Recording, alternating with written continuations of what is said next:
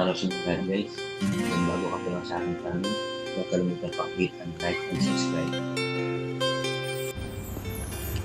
Kamusta kayo guys? Dito naman tayo ulit kay Soto.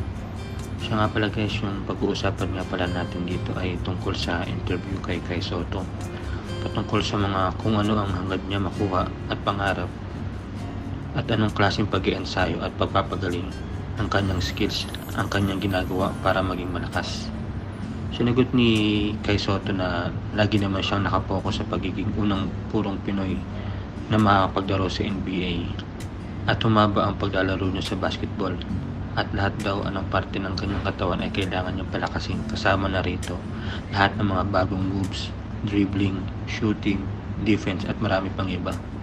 At nabanggit din niya na gusto niya na tumagal sa paglalaro, especially sa national team ng Gilas, at pangarap din niya na makalaban at matalo ang iba't ibang malalakas na basketball team sa buong bansa, especially ang USA. Nakita niyo naman guys kung ano ang motivation ni Soto para sa kanyang pagpapalakas, kaya naman hindi biro ang kanyang pag-iensayo. Sa madaling salita, gusto ni Kay makapasok sa NBA at maging maganda ang kanyang karir, at pangarap din niya talunin ng malalakas na team sa buong mundo, lalo na ang Team USA.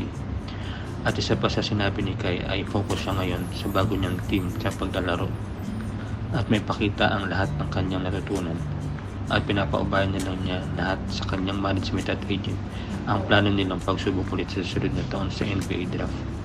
At nasabi pa ni Kay na confident siya na magagawa niya makapasok at makapaglaro sa sunod na taon sa NBA. Kaya guys, ano sa tingin niyo ang pangarap ni Soto sa sunod na taon? Sana matupad na ang pangarap natin ng mga Pinoy na magkaroon ng unang purong Pinoy sa NBA. Comment naman kayo guys kung ano ang sa palagay niyo.